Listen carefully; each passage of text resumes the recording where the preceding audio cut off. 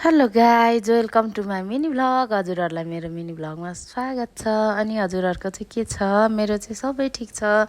आजको मिनी भ्लगको सुरुवात चाहिँ साथीहरू म चाहिँ मेरो छोरा अनि मेरो साथीहरू चोकतिर गयौँ। अनि मेरो बाबुलाई स्टेसनरीमा सामानहरू लिनुपर्ने थियो। उसले बुलेट लिने खोइ के लिने भनिरहेको थियो। अनि त्यहाँ लियो। अनि त्यसपछि हामी फेरि तरकारी सरकारी किन्नलाई सब्जी मन्डीमा आइपुग्यो। अनि त्यसपछि हामी चाहिँ यहाँ भिन्डी सिन्डी अनि काँक्राहरू सबै छानेर आफूलाई चाहिने साथीलाई चाहिने साथीले लिनुभयो, मलाई चाहिने मैले लिएँ होइन।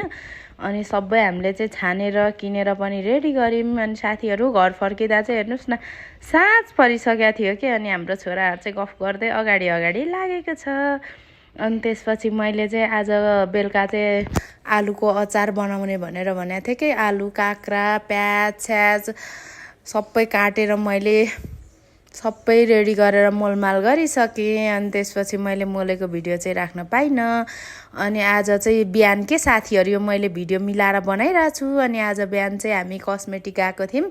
अनि मेरो बहिनीहरूलाई चुराहरू लिइदिने भनेर अनि त्यसपछि मेरो छोरा र म किनिसकेर बाहिर आइसक्यौँ। हेर्नुहोस् त मेरो छोरालाई मैले भिडियो गरेको मस्किरहेको छ। अनि मैले याङ्गो बोलाएको थिएँ।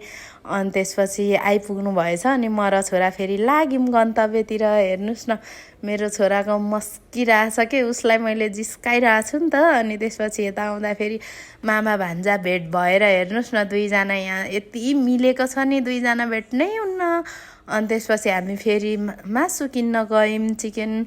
अनि त्यसपछि चिकन किनेर ल्याएर पकाएर खायौँ। अनि त्यसपछि फेरि म भोलिपल्ट बिहानै चाहिँ यहाँ तरकारी लिन भनेर जडीबुटीको तरकारी बजार आएको नि त साथीहरू। किनभने जडीबुटीको तरकारी बजार नआएको चाहिँ म 3-4 महिना जति भइसकेको थियो होला। अनि अब सधैँ आइराख्ने कुरो पनि भएन, अलिकति टाढो पनि पर्छ। अनि त्यसपछि मेरो तुम्माले चाहिँ हेर्नुहोस् न च्याउहरू सोधिराख्नु भएको छ। अनि त्यसपछि आफूलाई चाहिने तरकारीहरू सब लिइसक्यौँ हामीले। अनि त्यसपछि त्यति लिइसकेपछि चाहिँ अनि त्यसपछि मेरो तुम्बा र म घर फर्किँदैछौँ।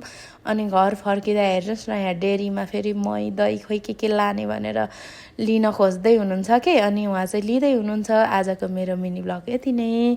Thank you for watching.